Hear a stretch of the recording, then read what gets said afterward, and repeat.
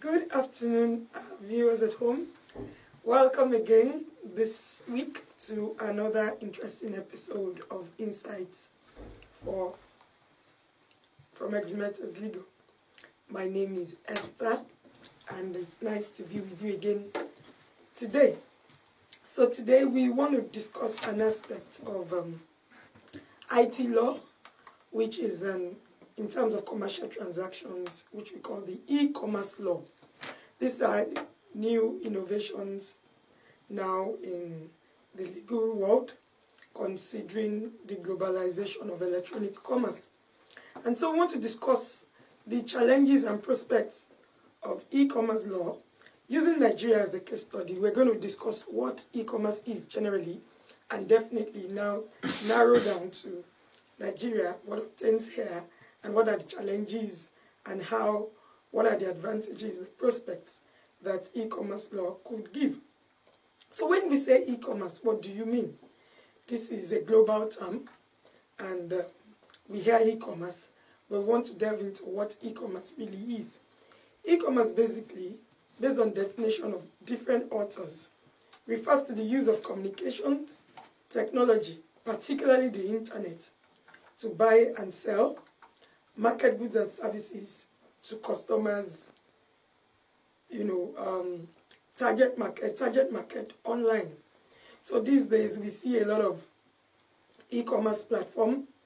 You can buy your goods, buy books, buy services online without having to go physically to the marketplace, as it were, or to the store or the shop where the product or service is being sold. So you can purchase via the internet as long as you have your transaction card or you have your debit or credit card, and you are able to purchase a particular product or purchase a particular service, which definitely makes sale of goods these days more flexible and more easier and faster, However, some of these things too have their bottlenecks, and there are legal regimes, legal regulations that is obtainable in different jurisdictions worldwide to regulate e-commerce in various aspects of a particular country. So the internet basically, makes trade borderless, as it were. So you can do cross-border transactions, cross-border investments. You can sit in Nigeria and be making transactions in the United States just via the internet. You can buy books on Amazon, get things shipped down to Nigeria just by clicking things on the internet, put in, the prices, the products you want to sell, put in your card details, and the payment goes through. So definitely there are various advantages of e-commerce. There are also other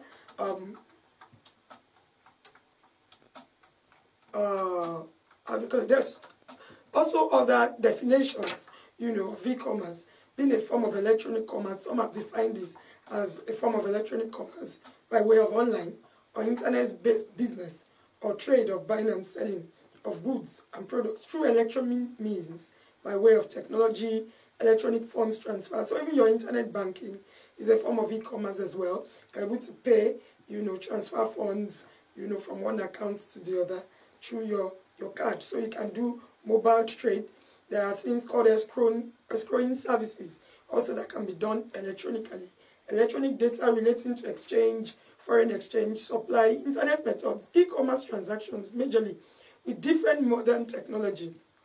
So it's obtainable, in different facets of businesses and trade worldwide. So it's not only relative to a particular country alone, it's from different countries to countries, and you can transact, as we have said earlier, from one jurisdiction to the other. So it's not isolated by distance, it's not isolated by time zone or languages, it's not isolated by, the tribe or religion. You can basically do borderless transactions. So it fosters direct access to distant markets. So you are able to buy, to sell, to even sell your goods online, via the internet without having to acquire a particular space. So you see, when we had discussed earlier in previous episodes about setting up a business, compliance issues and all that. Most of the time, the internet e-commerce platforms gives you the opportunity of saving certain costs when it comes to even securing a physical space. So you can do virtual business and run virtual businesses, which now, even especially now after the COVID-19, e-commerce platforms have now become more aware and more important, because a lot of people now realize we can trade and buy goods online. We can do a lot of things online without having to go physically to the market space. So online is also a market. So market now, the definition of market in the dictionary has literally shifted from a physical place. So you have a virtual market, you have a physical market as well. So this promotes globalization, commercial activities between different countries, and it also enhances world trade. So it's very, very key and very, very important. So it's not limited to only products alone. Like we said, you can have services being sold on e-commerce platforms. You can have products being sold on e-commerce platforms, investments, and different things, being done on e-commerce platforms. Now, the major reason why we are focusing on e-commerce law, the UNCTAD, United Nations Trade Forum, has also given a lot of legislations, regarding e-commerce data transactions. So there are legislations that regulate e-commerce transactions, like we said, in different jurisdictions. So e-commerce, the significance of e-commerce lies more in the fact that it encourages a single world trading system. So you can trade from anywhere in the world, and somebody in Japan can get value for his goods or services that he supplies to somebody in Nigeria without even the physical movement between the two parties. So this is very, very important, and like we've explained, is access through electronic means, to those goods and services from different parts of the world. So now looking at what is the legislation, that and the legal prospects and the challenges, especially when it comes to e-commerce law in Nigeria. Now we're narrowing it down. Basically because e-commerce, as it were, it's something that, yes, is now evolving, and it has now evolved more, considering even what happened after COVID-19, after the year 2020, and we realized that, okay, yes, so many things can actually be done online. Prior to COVID-19 phase, there has been e-commerce platforms, but yet a lot of people were still skeptical, in certain parts of the world about some of this, especially in the third world. But now, even we see that developing nations are now embracing e-commerce more. And so there is a need for more regulations and more legislations to ensure that e-commerce is also properly protected, legally. And that is the essence of the e-commerce law in most jurisdictions in the world. So most of the existing statutes in this country, Nigeria, still, falls short, on the development and growth of e-commerce, because it's an evolving area of law, and so there's still a lot that still needs to be done, even in the information technology and communication markets. So there have been many legal researches and studies on e-commerce, in Nigeria, and most of these studies are of the opinion that the Nigerian legal system, still needs to entrench more IT-based, when I say IT-based now, information technology-based legislations, and ensuring that existing statutory laws are now made to conform more to information technology environment. So now, as it were, we cannot continue, in Nigeria with the archaic. When I say archaic now, in the terms that the types of legislations that are not taking into cognizance the information technology aspect. There is still need, for the information technology aspect of the law to be boosted, to be made robust, to encompass and encourage the e-commerce platform, in the country. So this includes, there are different laws that will govern e-commerce law. There are different legislation that will govern e-commerce law. So things like issues of cybercrimes, there has to be legislations on them. Yes, we see that National Assembly, especially in Nigeria, they've been passing bills about cybercrimes. But some of these things have not really been entrenched properly into the laws. So these issues still include electronic evidence cybercrimes, which still has to be legislated upon more properly, security and data production, e-payment system. Yes, we have e-payment gateways, and we have a lot of platforms like Paga, Flutterwaves, and many of these payment gateways that are now, coming up, and of course, which are recognized also in developed nations as well, even though they are based in Nigeria.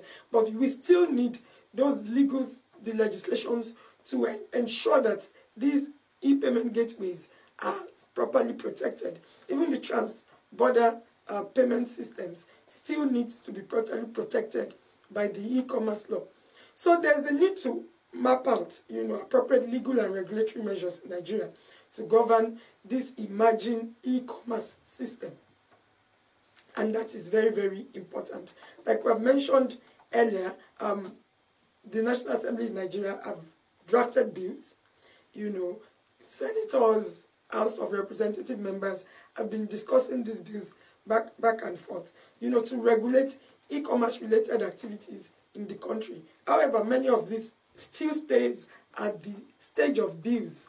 They have not yet been passed into laws and legislations, and there is a need to make sure that Nigeria moves up, to the global stage when it comes to the e-commerce law. So, given we see the way the internet is permeating commercial transactions in Nigeria, virtually now everybody, even you say a 6-year-old, a 7-year-old, wants to play, on the system. They know what the internet is now. People know, yes, you ask Google any question, they say Google is your friend. So you realize that the internet is, the awareness of the internet and electronic means of doing things are fast growing. So especially in the banking and telecommunication sectors, of the economy. So many legal legislations still has to be made to encourage the e-commerce rules and laws in the country. Because many of these things, if they are not properly guarded, especially in the banking and telecommunications systems, and to be able to encourage e-commerce platforms, there will be a lot of crimes, especially the cyber crimes, which leads to a lot of fraud. Even in the banking system, we see, yes, Nigeria has a banking law, that regulates, but how well does the electronic payment systems, how well are the laws governing them, how well are they entrenched, into the system? There's still more to be done when it comes to these issues. So, however, in the interim, temporarily, the Nigerian courts have taken giant stride interpreting existing traditional laws so as to bridge the gap, to make such laws amenable to electronic transactions. So we've seen different cases that have gone to the courts,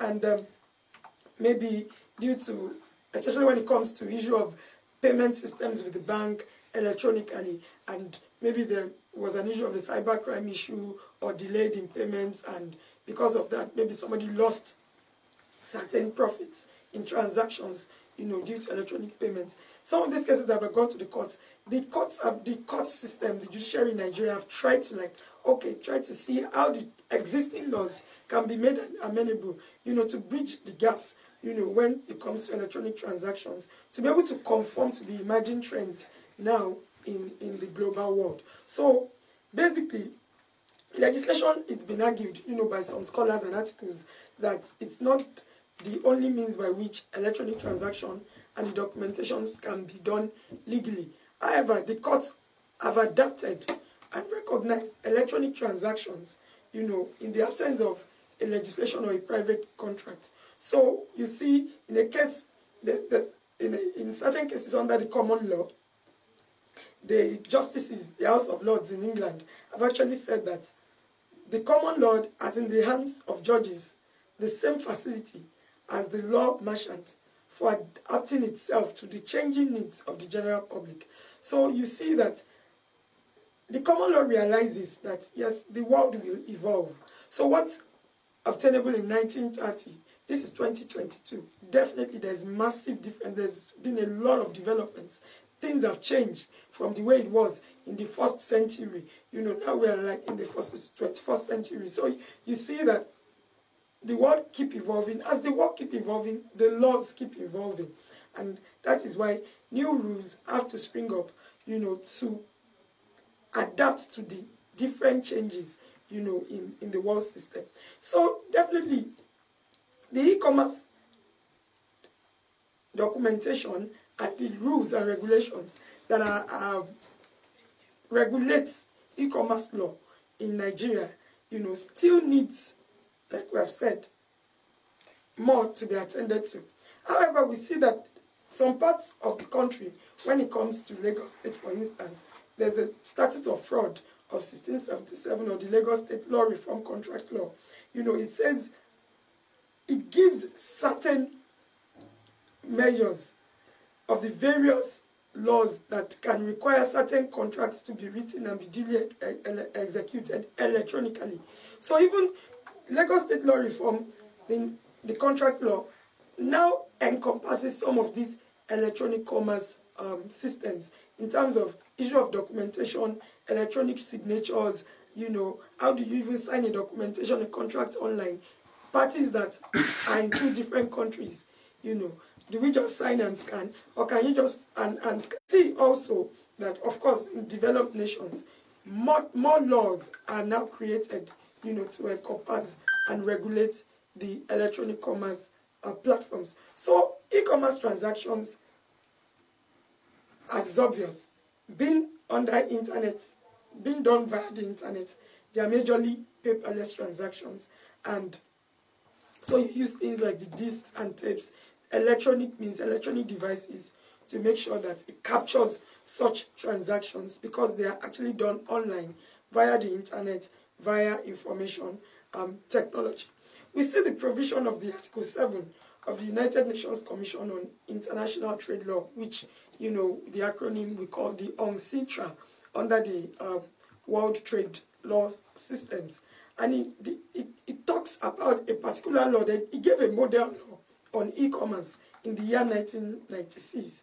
And, it focuses on the purpose of establishing proof of electronic signatures. So the use of passwords, identification, usernames will suffice, for your electronic signatures, in your online contracts that are being drafted between two parties. So we see that a lot is being done in the international stage, when it comes to e-commerce laws. And in Nigeria, definitely, a lot still needs to be done, like we've said earlier.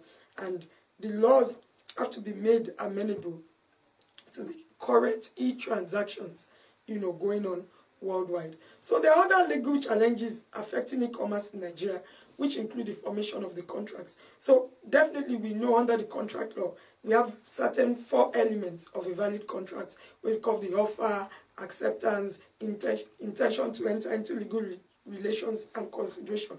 How do you measure this when it comes to an e-commerce transaction? Because the parties are not actually seeing each other. So at what stage will we say that an offer has been accepted or a consideration has been given? So is it at the stage when the customer sees the item online and says, I want to buy this, and puts it in his basket, and adds it to his basket or the checkout basket to say, yes, I'm going to buy this? Is that an offer? Or is the offer the issue, as we see under the common law, that somebody puts his wares in the shops, and in this case, on the e-commerce platform, and says, oh yes, this shoe is there, this bag is there, that is an offer. Then you are inviting customers to come and buy. Then would the consideration be, electronically, the input of your card, your debit or credit card, on the payment platform to pay for such goods? So these are so many things that has to be interpreted, in terms of the electronic aspect of it. So e-commerce laws will have to encompass.